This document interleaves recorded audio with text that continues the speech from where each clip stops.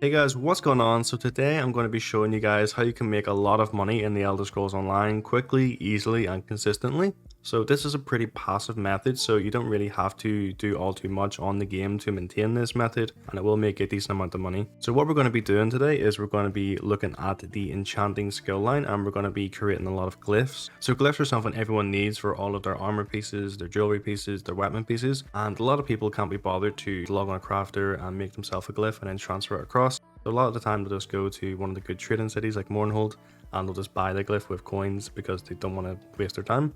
And that's exactly the type of player we're trying to take advantage of here, and the player that's going to make us all our money. So we're just going to jump into the method. I'm going to explain exactly how you do it from start to finish, and it's just something that's pretty passive and it's going to be really beneficial if you find yourself with empty trade slots ever. This is a really easy way to fill those up and make some extra money. So the first thing we need to do then is we need to level up our enchanting skill line to level 50. Now this is going to let us create golden glyphs, and these are the most profitable ones, and generally anyone who's doing sort of endgame PvE is going to want a gold glyph over a purple one, for example. Now, most of you already probably have level 50 enchanting because the game's been out for quite a while, but if you're a newer player and you don't have that, basically there is a little video I'm going to leave in the description. You can go have a look at that. It's just my crafting leveling guide. Have a little look at that, and that will show you how to get to level 50. So once we're level 50, once we have the ability to make these golden glyphs, what we need to do now is find out what glyphs are going to sell the best, how to make them, and where to list them. So the first thing we're going to do then is I'm going to go over what I think are the top 6 glyphs. Now, I say that because these are ones that will sell quite frequently, and these are ones almost everybody needs. These are like a general all-rounder glyph. So every single one of these glyphs is going to be using a CP 160 stone. So essentially, I think that is a Rapora or an Atade. And just to make them gold as well, we're going to be using a Kuda on every single one.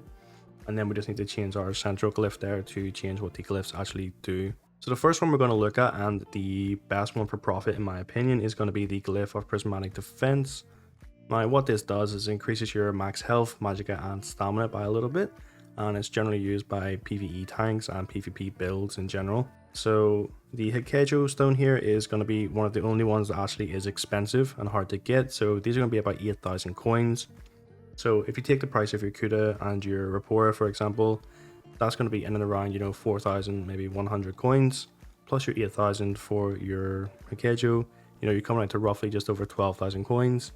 But these glyphs can sell for 18 to 20k, so you're going to be making 6 to 8k profit per one. So all of the rest of the glyphs that I'm about to show you are all going to cost you in and around 4.1k to make, and they're going to sell for in and around 8,000, 9,000 coins each. So you're going to be essentially doubling your money every time you sell one of these, which is quite nice. So it's going to be about a 3k profit on each of these, but these will sell slightly faster than the Prismatic Defense ones. They just won't make you as much money, so they are still quite good to do. And it's good to have variety because no one wants to buy 30 Prismatic Defense glyphs in one day. So the next one we're going for is a Glyph of Magicka. Now this increases your max magicka. Every PvE damage dealer needs this because, essentially they're all magicka based. And even a lot of PvP builds need to use one or two of these on their build.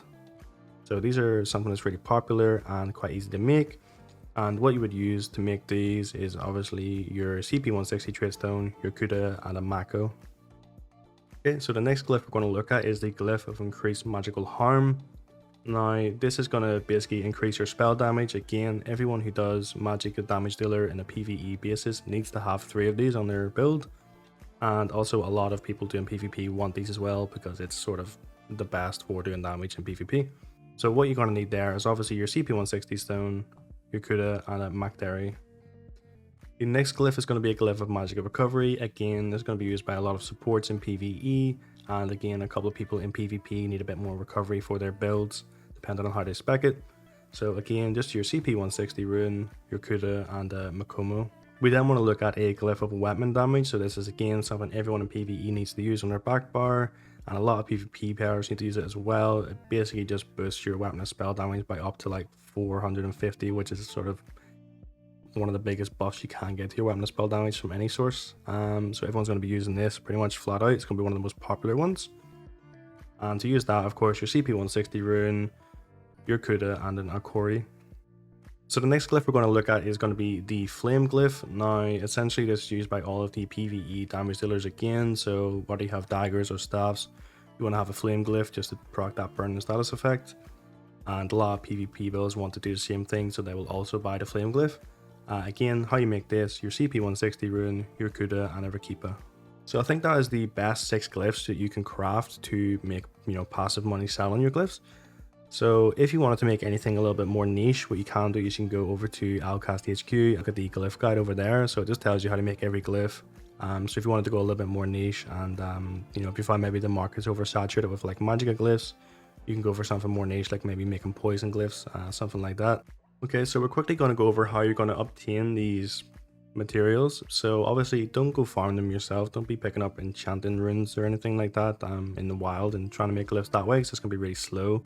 So all you want to do really is go to a guild trader. So generally I would go to like Mournhold or whatever your best trade city is on your server, and just sort by unit price. So just the cheapest Takeshos you can find, the cheapest Kudas you can find, the cheapest Rapporteur you can find. Buy those. And also another good way of doing it is if you have a decent little bit of money already, generally you can type in zone chat or type in a Discord you're in or a guild chat you're in, and just say you want to buy Kudas in bulk, and then you can put like a slightly lower price on it because you're buying so many, and people will generally sell to you. So that's a good way to increase your profit margin. But yeah, once you have those materials, you can just go make the 6 glyphs we just talked about and put them on your traders. Now again, you kind of want to make sure the traders that you're putting these glyphs on are in a good location. Obviously glyphs can sell anywhere, but you're going to find the best results if you're in a top trading city like Mournhold or something like that, or Vivek City, just somewhere people hang out in between sort of trials. Just where they would go to generally look for something if they're making a build. You want to be kind of like the first guy to look at. So being in Mournhold is pretty beneficial for that reason. So you will sell probably a lot more glyphs there than you would in some random place like Eastmarch, So once you have everything listed on a guild trader and things starts to sell, what I would generally do is try and sort of keep a track on what glyph sold in what trader and simply just replace it whenever you have the space. That's the easiest way to maintain it. You want to kind of just maintain having a couple of each glyph in the guild stores, and whenever one sells, just simply go and replace it in that store, and it's just a cycle, really easy to maintain. You can just do it like in the morning when you log on, or once every couple of days. So this video has been a little bit different than what I generally make. Usually I make something that's like a rare item, or somewhere you can make, hundreds and thousands of coins by pulling a rare furnishing or a rare motif, something like that. So it's a little bit different, it's a little bit more consistent, a little bit more realistic for everyone. So if you did like this kind of video, do let me know so I'll make a couple more of these. I have got a couple more ideas. But anyway guys, hopefully you enjoyed the video. If you did, remember to leave a like, subscribe for more content like this, and I will see you next time.